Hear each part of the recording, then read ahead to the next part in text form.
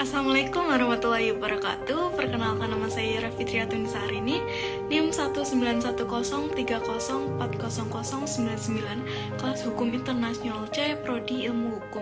Di sini saya akan presentasikan hasil tugas resum saya yang berjudul Hukum Diplomatik dan Konsuler.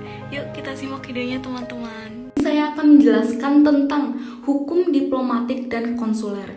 Untuk yang pertama ada pengertian. Pengertian hukum diplomatik dan konsuler pada hakikatnya merupakan ketentuan atau prinsip-prinsip hukum internasional yang mengatur hubungan diplomatik antar negara yang dilakukan atas dasar permufakatan bersama.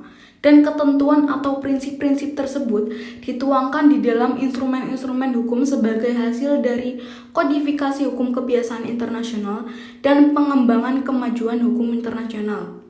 Untuk selanjutnya ada sejarah perkembangan hukum diplomatik dan konsuler.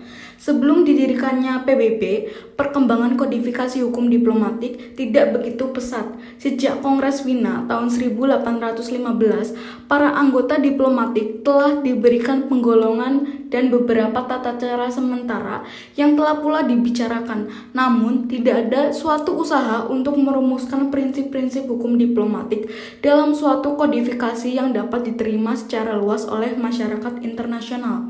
Peraturan yang telah disetujui pada waktu itu oleh Kongres hanyalah didasarkan oleh hukum kebiasaan internasional dan juga diambil dari praktek-praktek yang kemudian diberlakukan di kalangan negara-negara. Kongres Wina tersebut pada hakikatnya telah merupakan tonggak sejarah dalam sejarah diplomasi modern karena telah berhasil mengatur dan membuat prinsip-prinsip secara sistematik termasuk praktek-praktek atau cara-cara yang umum di bidang diplomasi. Kongres Wina 1815 telah menetapkan tingkatan secara umum mengenai penggolongan kepala-kepala perwakilan diplomatik secara mutakhir. Setelah PBB didirikan pada tahun 1945, 2 tahun kemudian dibentuk Komisi Hukum Internasional. Selama 30 tahun dari 1949 sampai 1979, komisi telah menangani 27 topik dan subtopik hukum internasional. 7 diantaranya adalah menyangkut hukum diplomatik. Untuk selanjutnya ada pembentukan utusan diplomatik dan konsuler. Melalui Undang-Undang Nomor 1 Tahun 1982 dan diimplementasikan dalam Undang-Undang 37 Tahun 1999 tentang hubungan luar negeri dan Konvensi Wina tahun 1983 tentang hubungan konsuler. Dalam hubungannya satu sama lain, negara-negara mengirim utusan-utusannya untuk berunding dengan negara lain dalam rangka memperjuangkan dan mengamankan kepentingan negaranya masing-masing di samping mengupayakan terwujudnya kepentingan bersama. Dari proses negara-negara ini melakukan kerjasama yang sifatnya bisa saja bilateral, regional maupun multilateral untuk merundingkan hal-hal yang merupakan kepentingan bersama, mengembangkan hubungan baik, dan mencegah kesalahan pahaman ataupun menghindari terjadinya konflik dan sengketa yang meluas antar negara. Perlu diketahui juga bahwa kerjasama yang telah dilakukan oleh negara-negara merupakan sarana komunikasi yang mampu meningkatkan dan mempertali persahabatan bangsa. Untuk yang selanjutnya ada pembentukan utusan diplomatik dan konsuler. Untuk melakukan pembukaan atau pertukaran perwakilan diplomatik maupun konsuler dengan negara-negara sahabat pada umumnya harus memenuhi syarat-syarat berikut. Yang pertama, harus ada kesepakatan antara kedua belah pihak. Hal ini secara tegas disebutkan dalam Konvensi Wina tahun 1961 yang menyatakan bahwa pembentukan hubungan diplomatik antar negara-negara dilakukan dengan persetujuan bersama. Permufakatan bersama tersebut dituangkan dalam suatu bentuk persetujuan bersama, joint agreement, komunikasi bersama, joint communication, atau pernyataan bersama, joint declaration. Yang kedua ada prinsip-prinsip hukum internasional yang berlaku. Setiap negara dapat melakukan hubungan atau pertukaran perwakilan diplomatik didasarkan atas prinsip-prinsip hukum yang berlaku dan prinsip timbal balik. Selanjutnya ada hak-hak utusan diplomatik. Ketentuan Konvensi Wina tahun 1961 tentang hubungan diplomatik tidak secara terperinci mengenai hal ini. Namun secara substansial dapat dikatakan bahwa kekebalan dan keistimewaan diplomatik seorang pejabat diplomatik ini in transit adalah jaminan atau bisa dijamin. Dalam hubungan ini, B.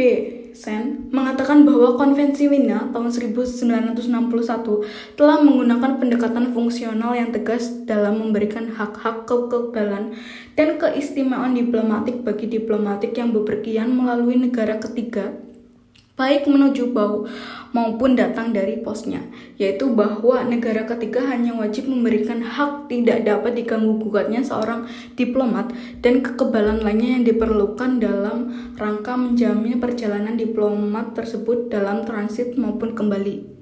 Kekebalan tersebut juga diberikan walaupun keberadaan pejabat diplomatik itu di negara ketiga adalah karena transit yang diakibatkan oleh suatu keadaan force majeure.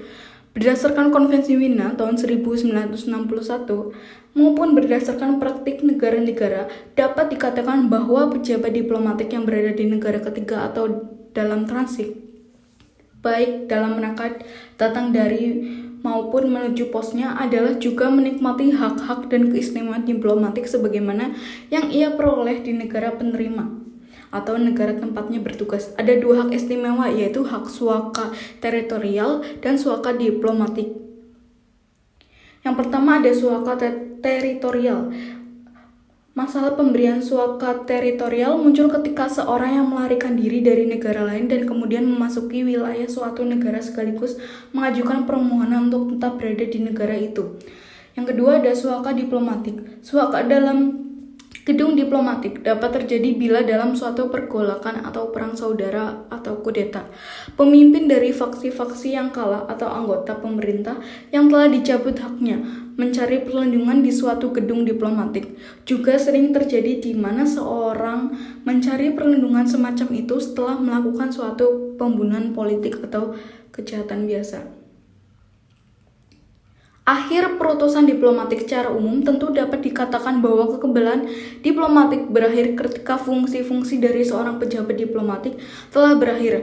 Mengenai hal ini, pasal 39 ayat 2 Konvensi Wina tahun 1961 menyayatkan antara lain bahwa ketika fungsi-fungsi dari seorang yang menikmati hak-hak istimewa dan kekebalan telah berakhir, keistimewaan dan kekebalan itu semestinya berakhir pada saat orang itu meninggalkan negara tersebut, yaitu negara penerima, atau pada saat berakhirnya jangka waktu yang layak diberikan kepadanya untuk meninggalkan negara itu.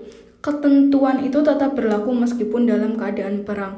Maksud dari ketentuan ini adalah bahwa berakhirnya fungsi-fungsi diplomatik tidaklah secara seketika mengakhiri hak-hak istimewa dan kekebalan seorang pejabat diplomatik, melainkan harus diberikan suatu tenggang atau yang layak kepada pejabat diplomatik yang bersangkutan untuk meninggalkan negara itu. Pada saat si pejabat diplomatik telah meninggalkan wilayah negara penerima, itulah kekebalan dan keistimewaan berakhir, atau pada saat tenggang waktu yang layak habis. Nah, itu dia presentasi dari saya. Bila ada kesalahan mohon dimaafkan. Wassalamualaikum warahmatullahi wabarakatuh. Nah, itu dia video dari saya, penjelasan dari saya.